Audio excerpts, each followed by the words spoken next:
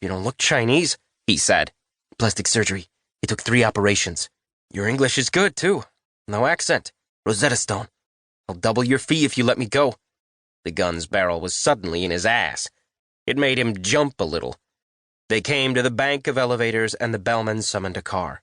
Billy stole a glance at the mirrors that lined the wall. None of the gaming agents had followed them. Was this the end? It sure felt like it. How did you know I'd be here? He asked. Broken Tooth said you come back to Caesars to talk to the football players. Iron out the details. Broken Tooth is smart that way, the bellman said. How long you been waiting? 2 days. And the hotel didn't notice? The bellman laughed under his breath. I took a job. They're short-handed, so I agreed to work double shifts. It was only a matter of time before you came in and I spotted you. You got lucky, admit it. Luck had nothing to do with it. An elevator car landed and its doors parted. The car was empty and they boarded. He spun around and watched the bellman slip the gun into his pocket, then draw a gilded knife with a pearl handle from a sheath hidden by his vest. The tip of the knife was dripping a substance the color of gold, and he guessed it was some kind of exotic poison.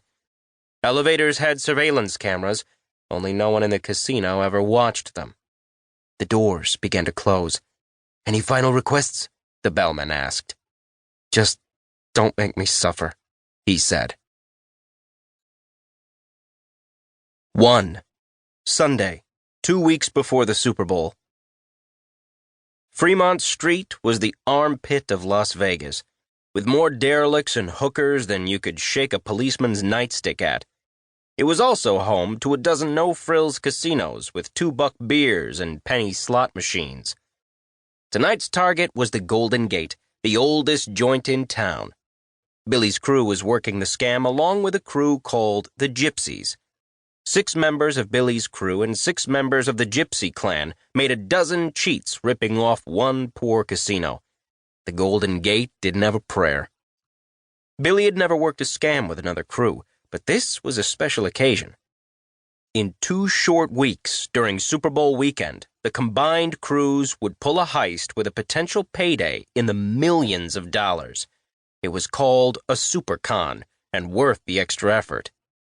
Supercons were different from regular cons. A regular con could be pulled many times, a supercon only once. Once a casino determined how it had been ripped off by a supercon, the other joints in town were notified in order to stop it from happening again. Before the supercon went down, the 2 crews needed to get acquainted. As a test run, Billy had decided they should pull a scam called Playing the Lights on the Golden Gate, which required plenty of cooperation. If the crews could pull this off, the supercon would be easy. Billy was the captain of his crew. Because the casinos knew him, he wore disguises during jobs. Tonight's getup consisted of a baseball cap, non-prescription glasses called zeros, and a rubber tire beneath his shirt. As another precaution, he entered a casino 20 minutes after his crew. To kill time now, he decided to try out the zip line on Fremont Street. It looked like a pure adrenaline rush and right up his alley. Sure you don't want to join me? He asked. Leon, his African-American limo driver, shook his head. Billy had recently started giving Leon a cut from each job to ensure Leon's silence if they got busted. Leon was living large and loving it. No thanks, boss. I'm afraid of heights. Billy's cell phone rang. He was hoping the caller was an old flame named Maggie Flynn. He liked to think Mags still cared about him, but maybe he was kidding himself. When it came to love, he was a sucker just like everyone else. He answered with a cheery, "Hello?" The caller was male and spoke with an Asian accent. Cunningham? My name is Wong Kwok Hoi. People call me Broken Tooth.